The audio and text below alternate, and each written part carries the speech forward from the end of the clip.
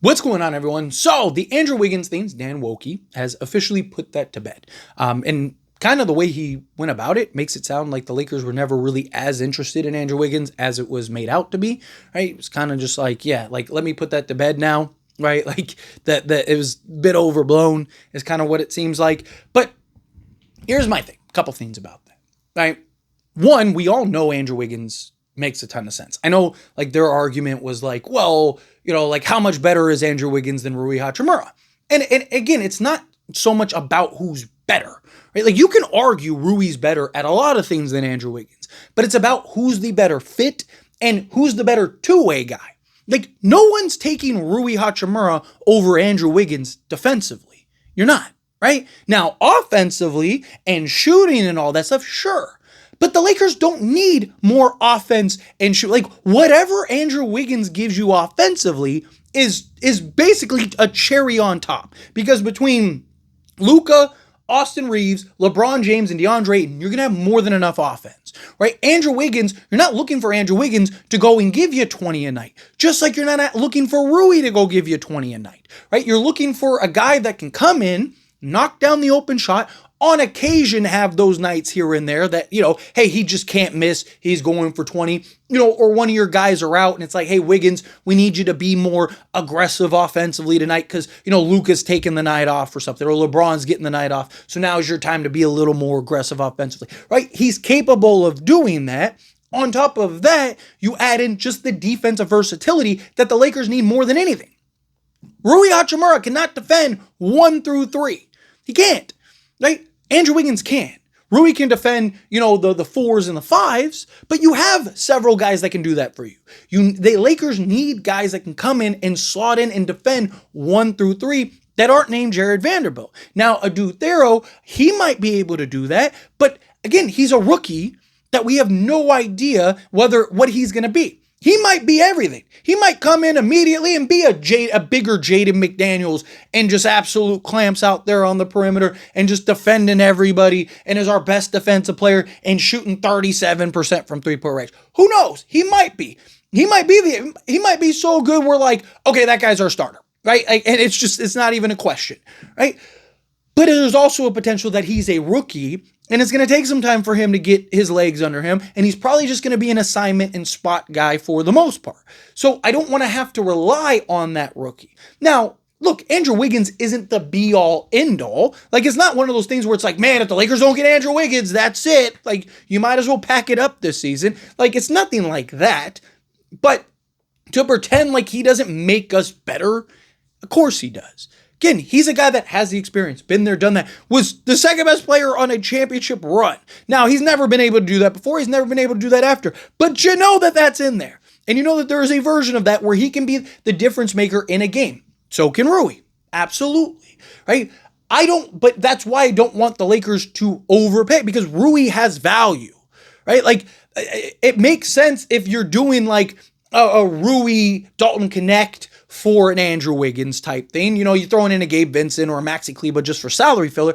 That makes sense because you're not just getting Andrew Wiggins, right? You're getting Andrew Wiggins, clearing off 2 roster spots and also filling and also clearing off salary in order to add other things. So it's like you're really swapping Rui for Wiggins and then Connect and let's call it Gabe Vincent, connecting Gabe Vincent to bring in, say, a Bradley Beal and like an Al Horford as examples, right? So it's like, would you turn Rui Hachimura, Dalton Connect, and a Gabe Vincent into a Bradley Beal, Al Horford, Andrew Wiggins? Of course, right? Because Bradley Beal's better than all those guys, even on what people consider a down year, right? The guy, as bad as he was last year and as bad of a fit as he was still a 17-4-4 guy on 50% shooting. Like, say what you want about the guy. You know who needs that off the bench desperately? The Lakers, who were one of the worst benches in the league last year, right? So, and Bradley Beal opens up potential for other trades and so on and so forth, right? And then you get a better two-way guy. Again, it's not about who's the better player. Don't look at it through a keyhole. Look at the entire picture. Right? What is the entire picture? And it's, what do the Lakers need? Who's the better fit for the Lakers, right? Rui Hachimura, if you want to argue, is a better shooter, better offensive player, fine, so be it. But he's not a better two-way guy than Andrew Wiggins. The way Andrew Wiggins makes sense. But again, if Andrew Wiggins off the table, that's fine. There's other options out there. Might not be any as good as Andrew Wiggins, right? But there are other options, right? Matisse Thybulle. I'd love a Matisse Thybulle. But he's not the shot creator that Andrew Wiggins is, right? He doesn't have the size that Andrew Wiggins, he has the length, but he doesn't have, he's not really, he's 6'5", where Andrew Wiggins is like a real 6'7", 6'8", right? So he doesn't have the size, but he has the wingspan and toughness and whatnot. And then the questions of the three-point shooting, right? He's kind of like a grade down from an Andrew Wiggins. In a perfect world, if you go get like a Herb Jones or something like that, but he just signed a new extension, so that's probably unlikely. So again, it's can you find that guy out there that teams are kind of interested in, right? Can you find a team that values Rui Hachimura or a team that needs to get off some guys? Like I said, maybe Wizards bought out Rashawn Holmes, right? Well, they still need to buy somebody else out. A lot of people think it's going to be Marcus Smart, but it might be Marcus Smart. What if they also buy out Chris Middleton? Now, I wouldn't really like Chris Middleton as your starter just because of the injury history. But again, if he's free, then you bring him in, right? You figure that out. And then now you can maybe turn Rui into something else. Can you get a Kamara? Can you get, there are other options out there. Even if it's not, the beauty of Wiggins is he's got the size, right? So he can again slot in to play the 2 or 3 or even like a small ball 4, but he can also defend 1 through 3 and a 4, and he has the size to match up against the bigger 3s.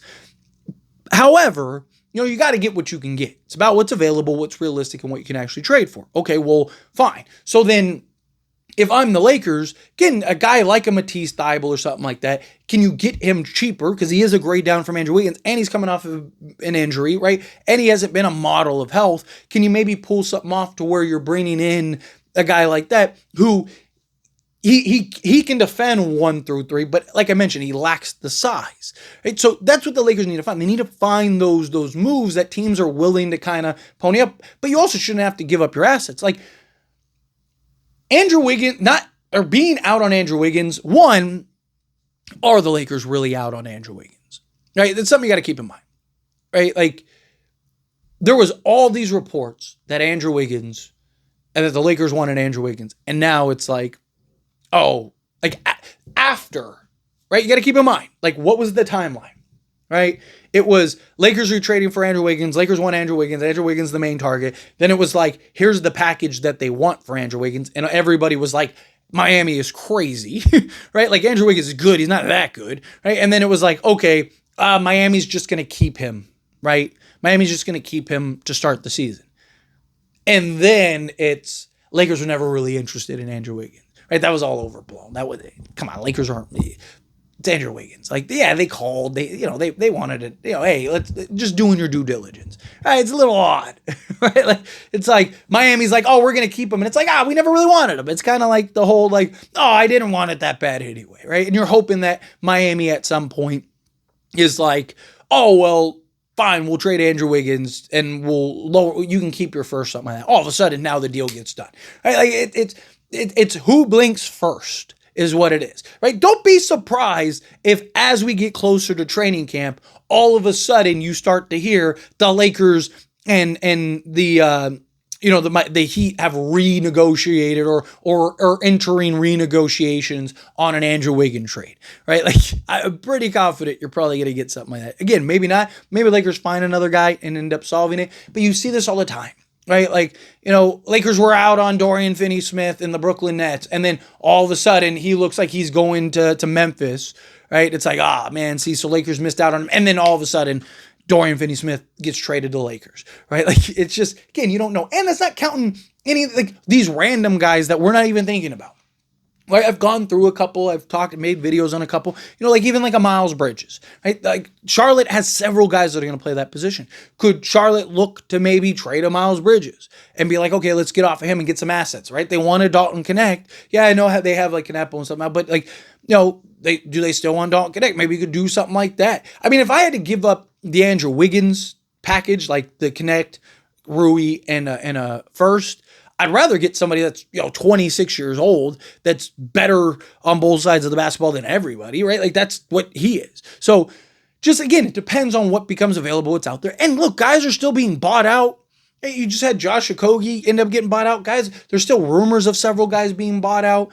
And worst case scenario, if the Lakers have to go into the season as is and kind of wait and be patient until the trade deadline, then that's what they do. They wait and are patient until the trade deadline. Right? Like, again, they don't have to. The beauty is the Lakers don't have to rush. They're going to be very good. Right? They're going to be probably the best offense in all of basketball, probably going to win 55 games, probably going to be a top 3 to 5 seed at worst. If they win 55 games, probably top 2 or 3 seed, but you get the point, right? Like they're going to be a very good basketball team. Not really worried about them winning games or anything like that. It'll be fine. Right? And then you just wait for that right trade and that right move. You have the expiring contracts, which we see have a ton of value. Like that's only going to appreciate over time. Those expiring contracts are only going to become more and more valuable as time progresses. So if I'm the Lakers, I'm staying patient. I'm letting things play itself out. I'm waiting to see how, like, what can we do? How can we, Lakers are in good shape. But let me know your thoughts and opinions down in the comments. That being said, if you haven't liked this video, hit that like button. Helps me out. So if you enjoy these types of videos, truly appreciate it. Not subscribe channel, hit that subscribe button. Turn on the bell notifications. Appreciate y'all. See you in the next one.